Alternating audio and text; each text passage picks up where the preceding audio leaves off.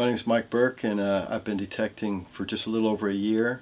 My wife got me a Garrett Ace Apex for Christmas 2 Christmases ago, and been having fun ever since. I was out detecting on the 28th of December and found a penny and a 10p and stuff. Was getting a little bored, so I came back to the house, and my wife was in the back doing stuff on the greenhouse, and I was just like, well, she's not in the front garden, I'll try some in the front garden. The flowers have died down, I can dig in her bed. So I'm just out there going around, and I found this little teddy bear looking thing. It was a piece of tin, I think it's tin.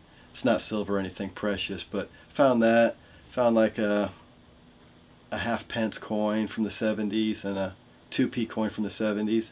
A whole bunch of iron and stuff, but I think the ground back there's really kind of oxidized, so it was just giving me beeps and beeps and beeps. And so finally I just took off the headphones, and I'm just looking at the screen with the numbers, and finally every time I find something I could actually see the number pop up.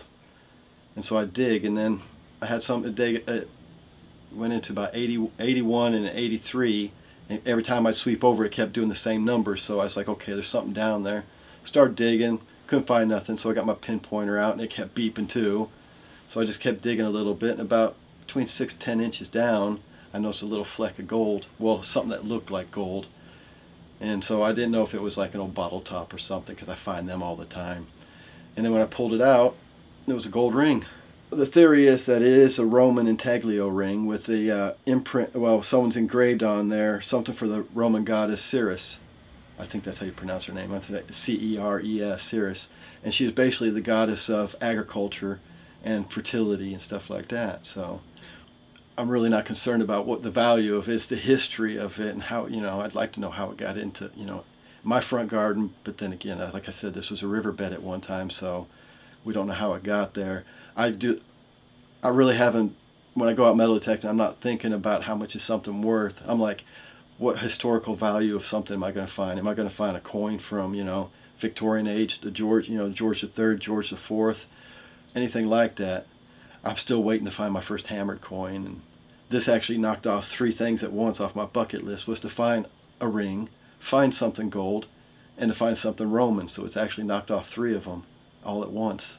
I spent 20 years in the Army, in the U.S. Army, and my job, it's a little stressful, but I don't think, I teach maths to students that don't want to be, doing maths or English and stuff, so it helps me relax.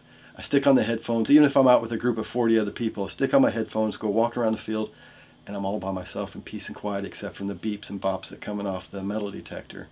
Every day I look at this and I still get a shiver, and I just can't imagine that I found something like this. And was this, am I right, you don't normally have permission to go detecting in your front garden? No, I don't usually have permission to go metal detecting in my front garden, or even, well, the back garden, no. Front garden, no, because my wife's got a lot of flowers, a lot of plants out there, and I decided, since everything's been dying back and we're getting ready to rake everything up, I was like, no problem, she won't mind me going in there. And I've actually found some stuff. I'm clearing up some of the junk that's in the front garden too, because everyone, no matter where you live, if you metal detect your front garden, you're going to find something in there, whether it be screws, nails, metal clamps, and then of course I found some change out there too, a little teddy bear thing that's probably been out there since before my wife moved here in the 80s. So find all kinds of stuff buried in the ground. But no, I don't get, once she plants, probably next month when she starts planting the seeds again, I won't be able to do it again. So it's now or never. It's now or never, yes.